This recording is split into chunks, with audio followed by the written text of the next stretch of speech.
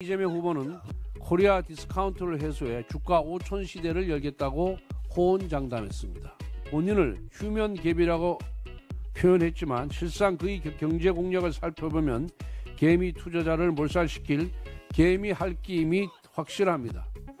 국민의힘은 이재명 후보의 개미 할기 난동을 반드시 막아내겠습니다. 어제 프란치스코 교황님께서 선종하셨습니다. 심심한 애도를 표하며 대한민국과 전 세계 가톨릭 신자들에게 깊은 위로의 뜻을 전합니다.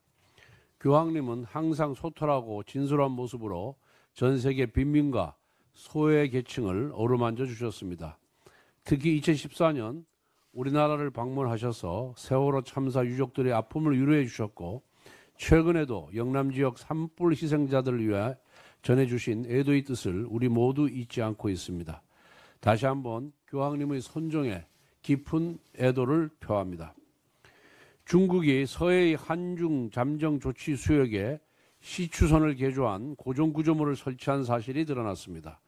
이는 잠정 수역에서 어업 이외의 다른 행위를 하지 않기로 합의한 한중 어협정을 위반한 것입니다. 무엇보다 중국의 서해 구조물 설치는 남중국해에서 썼던 수법과 유사합니다.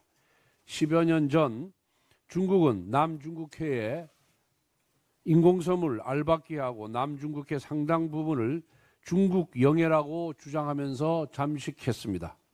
따라서 이번 중국의 행위는 양국 간의 협정 위반이자 대한민국 해양안보 주권에 대한 도발입니다. 중국 당국의 사과와 구조물 설치 중단을 강력하게 촉구합니다. 그러나 중국의 도발은 서해에서만 일어난 것이 아닙니다. 최근 중국 정보요원이 우리 현역 장병을 포섭하여 한미연합훈련 자료를 빼냈다가 방첩사에 체포되었습니다. 중국인의 공군기지 무단 촬영도 줄여 발생하고 있습니다.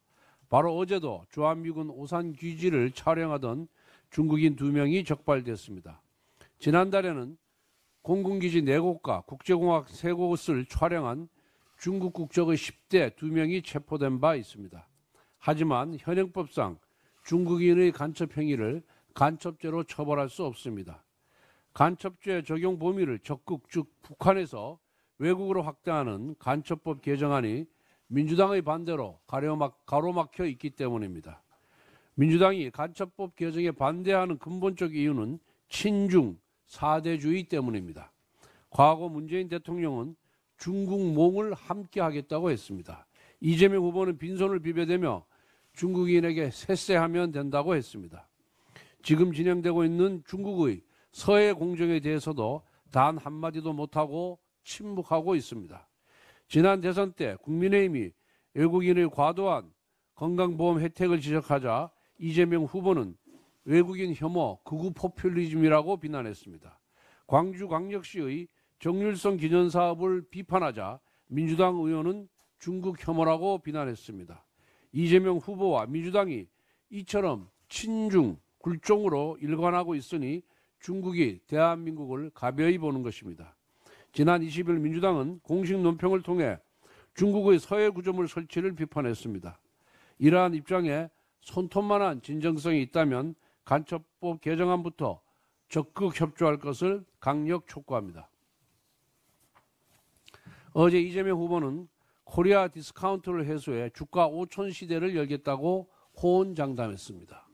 하지만 헌정사에 유례없는 국정 파괴를 통해 전무후무한 코리아 디스카운트 상태를 만들어낸 당사자가 할 말은 아닙니다. 불공정 거래에 강력히 대응하겠다는 주장도 실소를 자아냅니다. 이 후보는 지난 2022년 대선 직후 수억 원대의 방산업체 주식을 매수하고 재보궐 당선 이후에 뻔뻔하게도 국방위로 보임했던 정치인입니다. 또 과거 경제 유튜브 채널에 출연하여 작전주로 3배 가까운 부당이득을 얻었다고 자랑하기도 했습니다. 이런 사람이 불공정 운운하니 얼마나 웃기는 얘기입니까? 또 정가 사범인 이재명 후보가 원스트라이크 아웃제를 주장하는 것은 그 자체로 형용 모순입니다. 8개 사건 12개 혐의로 재판을 받고 있는 이 후보가 주장하는 신뢰와 공정은 시장을 향한 조롱이나 다름없습니다. MSCI 선진국 지수 편입과 북한의 핵 위협을 전략적 실용외교로 대응하겠다는 대목 역시 비판하지 않을 수 없습니다.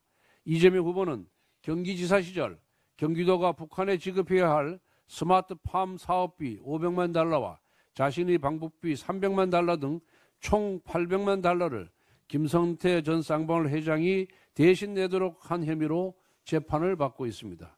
유엔 안보리는 물론 미국의 독자 대북 제재 규정 위반 혐의자가 외교를 운운하고 선진국 지수 편입을 떠들면 될 것도 안 될 우려가 큽니다.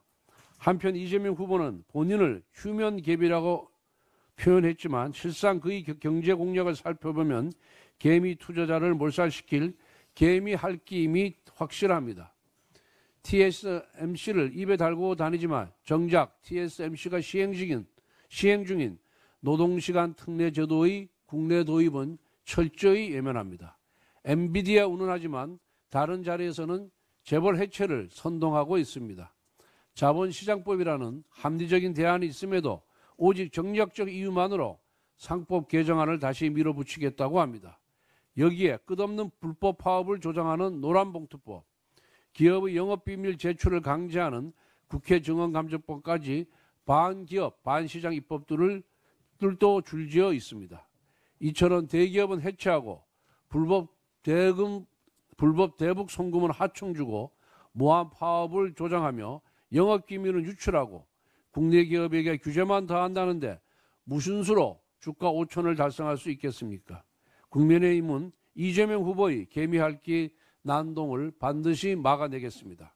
민주당식 반시장 포퓰리즘과 입법 폭주를 단호히 막아내고 개미 투자자들의 든든한 방패가 되겠습니다.